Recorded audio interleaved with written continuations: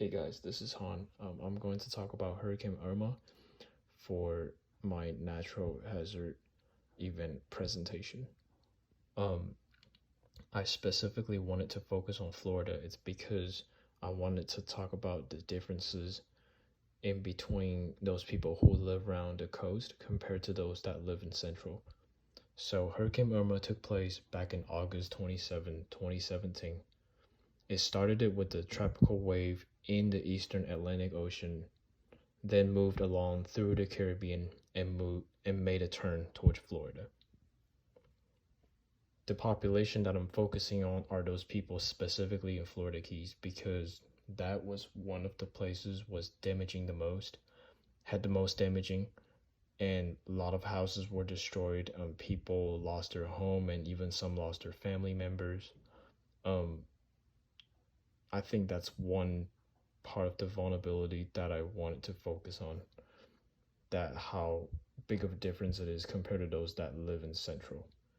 And that's the house in the keys were destroyed. Yeah. So those people that live in Central, they were experiencing through the same category that were hit compared to that were hitting the keys. But then the category it was category 5 and it still didn't slow down even when it gets to Central Florida like Orlando, and then people didn't have to leave their house. They just have to stay in place and pack enough food and they'll be fine. Compared to those that all have to go to shelters. The risk or aspect of vulnerability in this case, which is what I just talked about.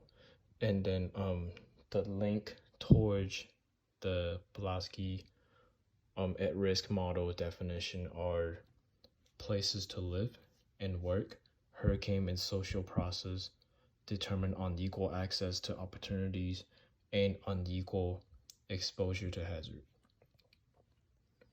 About physical geographic process, it was according to Bay News 9, Irma was one of the strongest hurricanes in the history. The winds had the top speed of 185 miles per hour. It started it with tropical wave in eastern Atlantic Ocean and moved along through the Caribbean and made a turn towards Florida. Florida Keys has one of the worst damage compared to all those that live in Central, even though it was both the levels of Category 5. And the wind is that makes the Keys are still in the process of recovery today. So the brief describe a characteristic of one particular geographic process in this event. The water temperature of the Hurricane Irma was relatively warm and the atmosphere was moisture, plus the combination of wind shear that has gave Irma a large amount of energy. And that's what made it so powerful that it has destroyed so many houses and homes. How are the past pattern of these characters linked to present future? According to tripsavvy.com, Florida gets 40% each year. Irma has gave people more alert for next time when something similar could happen again and have better preparation. And name one of the define one of the geographic keyword relevant to this case will be millibar, a tool used to measure atmospheric pressure. One of the cases matter for this physical geography classes so that we can learn more different reactions of atmosphere, hydroatmosphere, and lithosphere,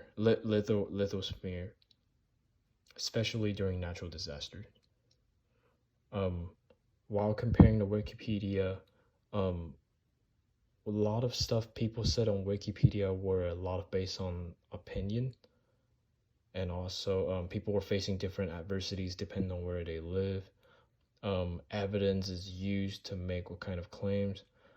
Sometimes it's not fair for certain people just because based on they live on different places and it's all different. And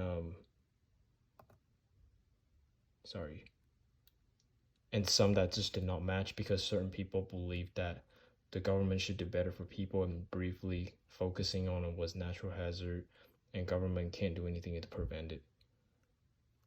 And people were talking about how government could give more shelter for people, and some wants to go back to their home. And if I could edit one way, it would say people should be more patient and listen to the government, because this is not something that anybody can be prevented.